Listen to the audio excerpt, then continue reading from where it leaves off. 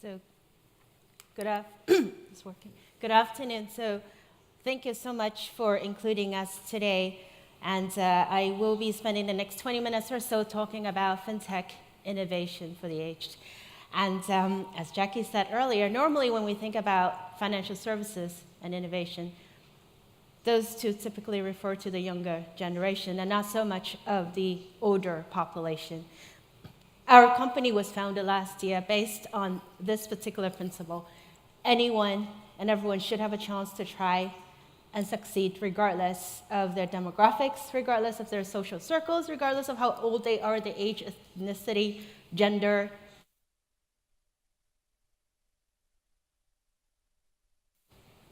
All of the above.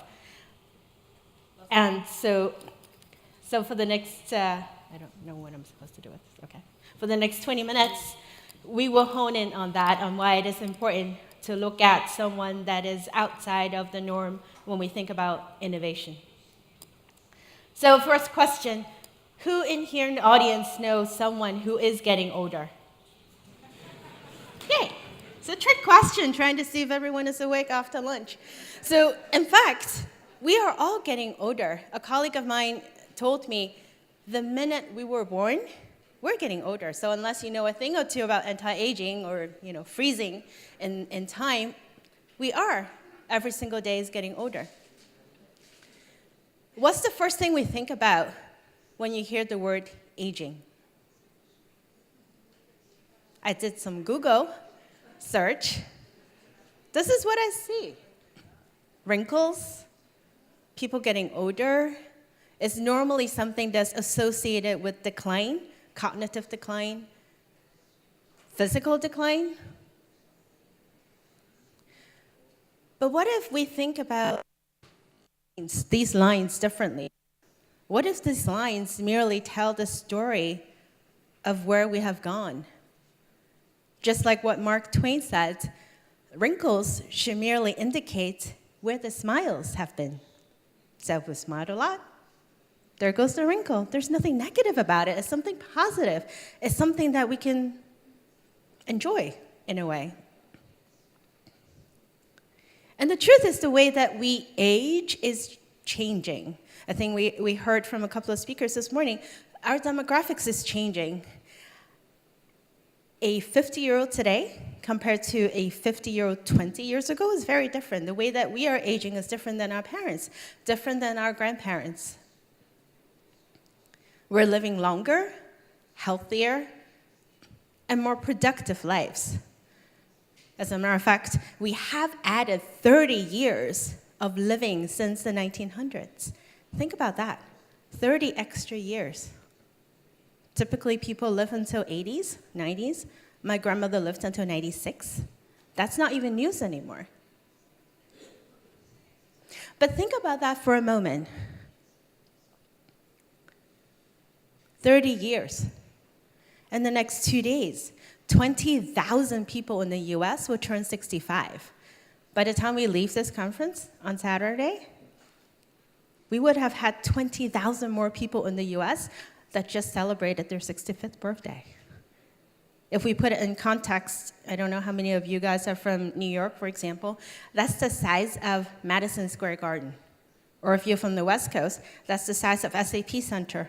20,000 people, that entire stadium of people would have turned 65 by Saturday. And this trend continues. So much so that by 2040, 1 in 5 in the US will be 65. And that's just not limited to the US alone. Dominican Republic, for example, is also reaching an aging population. So is Italy, so is Finland, so is Japan, so is China. Everywhere in the world, we're all getting older. And for the first time ever, there are more people that are over 65 than there are kids under 5 years old. I don't know how many of you would have guessed what is the fastest growing population in the world. Those that are older than 85 years old. The majority of kids born in rich countries today will expect to live to more than 100. That's something that we can think about 20 years ago. That's definitely not something we think about 30, 40 years ago. But here's the question. What about the social norms? We're much, much longer, but what about the expectation of what we put upon ourselves, what our society put upon ourselves?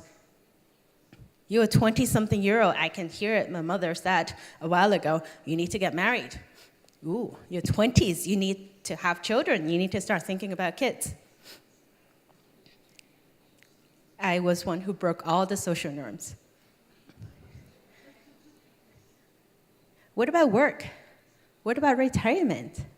How do we think about all those when all of a sudden we have so many more living years? It's not just extension of years, it's good, healthy living years. What do I do with my extra time? Let's think about that for a second. What can I do with 30 years? Can I go start a company? I did that last year. Can we go back to school? A lot of people do, and it's not restricted to just going to undergrad. You can go back to school midway through your career, reskill.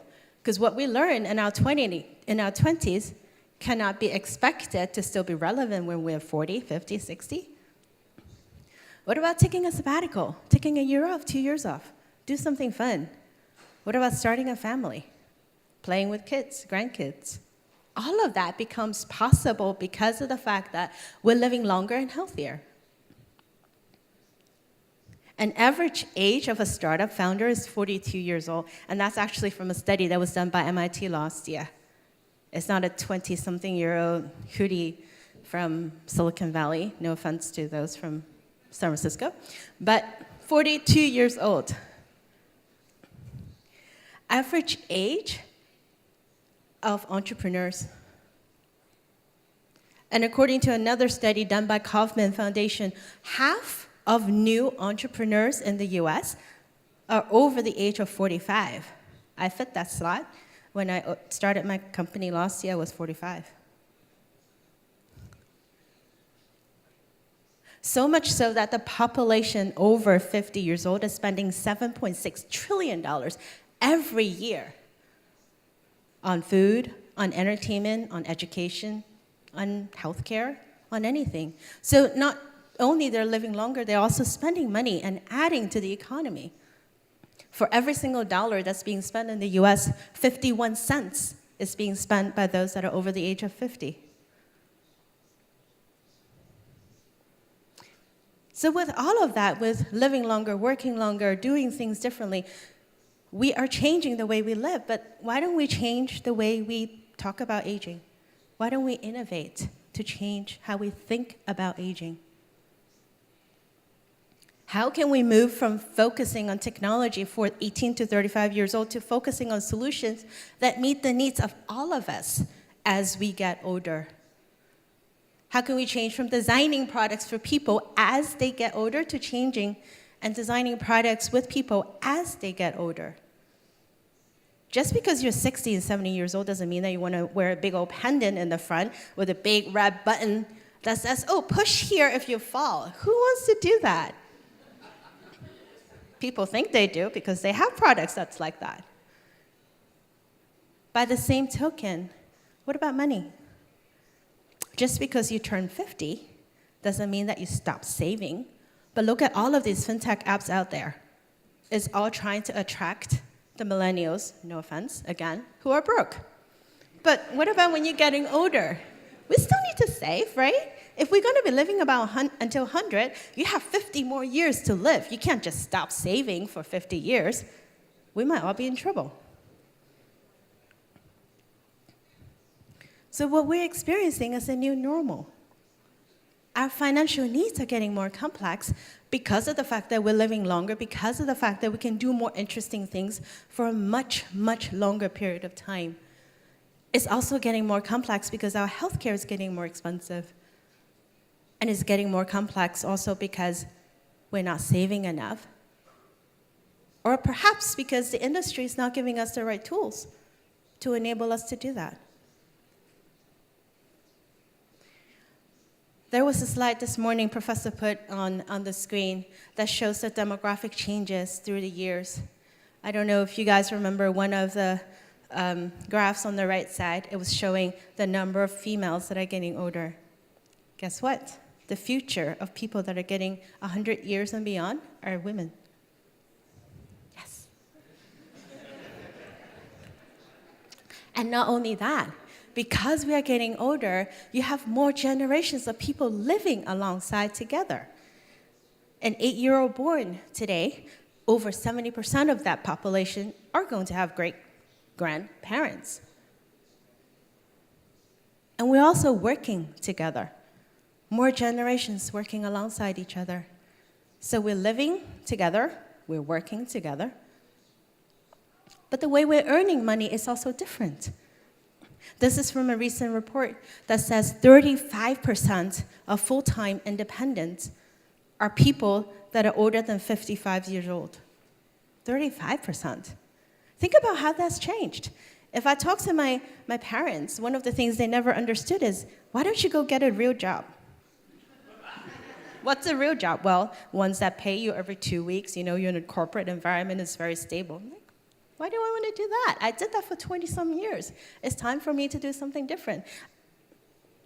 It's time for a lot of people to do something different. They're getting older, but they're not that yet. Their brain is still working really, really well. They have ambitions, they have aspirations, they have things they want to do. They want to go out and change the world. They want to go do something different. And on top of it, they have resources to do that, and they have a Rolodex of names, of network.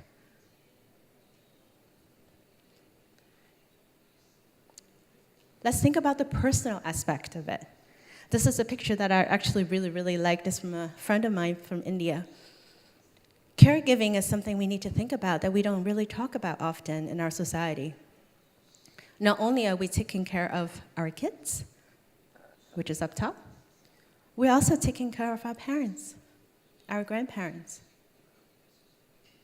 But one thing you might not know, though, are the people that are taking care of the aging population. 25% of them are millennials, younger population. And a lot of them are women. So think about from a social impact of it. You're going to have to take time work to take care of your parents, your family, your loved ones. And not only that, you have to support them financially. 7 in 10 of these caregivers that are taking care of their family, they also pitch in to support financially. That's something that we didn't really plan for. That's something that we don't typically talk about. Almost half of them didn't plan for having to do that from a financial perspective. So not only do they have to take care of their own money, they also have to take care of, how do I take care of my parents? Nursing home, paid caregivers, all of that. And they also haven't planned for their own care. And on top of that, I think that's something that a lot of us heard about and know about. Half of the people that are getting ready to retire have nothing saved in their retirement account. So not only almost half of Americans don't have enough short-term savings to cover a $400 emergency, they also don't have anything in their retirement account. So on one spectrum, you have a lot of people that's spending a lot of money. And then on the other spectrum, you have a lot of people that need to spend money, but they don't have money to spend. It's time for us to think differently. It's time for us as a society, for business, and also from a personal perspective, to think, what can we do? And this is something I firmly believe in the future is human and technology. This morning we hear a lot about technology, about robotics, about AI, and about technology for good. That can apply to the aging population too. Oftentimes when I talk to VCs, when I talk to banks about older population, about leveraging FinTech innovation for the older population, the first thing they say is, oh, old people don't use technology. I beg to differ. I'm almost 50. If you tell me to my face I don't use technology, I will be very, very offended. My mother, who's over 70 years old, she uses the iPhone. She FaceTime my kids every single day. She stalks my kids' pictures online. A lot of them use the laptop. They use that to connect to their families. They use that to connect to their social network. They do all kinds of things on there. If they're not using it, it's not because they are not they are tech phobia or they're scared of technologies, perhaps because it's not designed right for them to use it. And voice, Alexa, that's something that the older population loves because it's intuitive. You don't have to dig through menus of options to try to figure out, what do I do to move this, or what do I do to get this information? Just talk to Alexa. As a matter of fact, there are more and more studies that's being done by having these smart speakers in nursing homes and for older people that are living independently, how it has come to serve as a companion. It cannot replace human, but it can be a companion. It's a way for them to connect back to the outside world. And aging is not homogeneous. Just like what we were talking about earlier, depends on your background, depends on where you live, depends on where you're getting older. Your needs are different. A 50-year-old in Japan is not going to need the same thing as a 50-year-old in China, or a 50-year-old in Dominican Republic, or a 50-year-old in the US. By the same token, someone who still has kids in college are going to have very, very different needs than someone who is an empty nester. We cannot continue to segment individuals and their needs by age because we are very, very diverse in many, many sense. So the question goes back to, is retirement still relevant? When we talk about retirement, in the old days when we have pension schemes and all of those, because it's assuming you go to school, you work, and you retire. But the way we have to manage our money is very different. We have to think about, how do we draw down our assets? It's not limited to when we become 65 or 70, it's continuously. How do we think about taking care of our parents? How do we think about planning for our own finances? How do we think about planning for education needs for our kids? And then on top of it all, how do we think about safeguarding the assets? Scammers like to target seniors, and for every episode of financial abuse, on average, they lose $100,000 US. That's their entire life savings.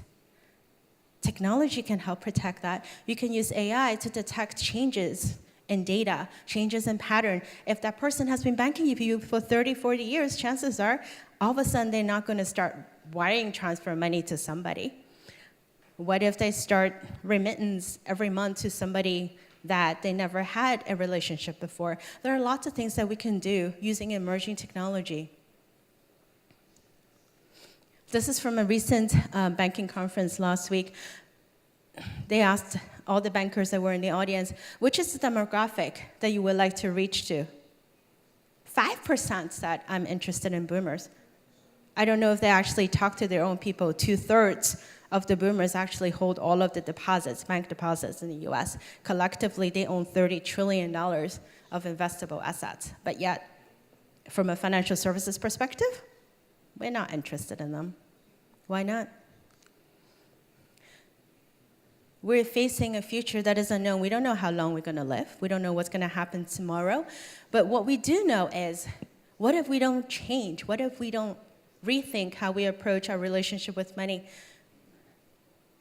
Do we want to live a life where we go to school and then we work continuously for 50 years, 60 years, and then retire at 80, and then looking back, it's like, oh my goodness, what just happened? Is that the life that we want to aspire to for ourselves, for our children, for our grandchildren? I would say no. So what if we change? What if we rethink how we manage our money? What if we urge our society and our government and financial institutions to relook at our money? What if they provide us with the tools to do it better? What if there's a machine that you can imagine as your personal CFO that knows your aspirations, your goals, your dreams, your obligations, and all of that? Not only they can provide you with contextual insights based on your habits, but also help you make the right choices and predict your future spending so you can live the life that you want. Technology is something that needs to be and should be age agnostic. We shouldn't just focus it purely on one segment or the other. And it is something that we can use for good. And you, and all of us, can be part of that change. The humans will always be needed. The world will always need human skills, but we need to augment that with technology, because this is the future we should aspire to. The future of aging should be a story about survival. It's not about just living. It's more than that. It's about our dreams. It's about how we provide for the future. So with that, thank you.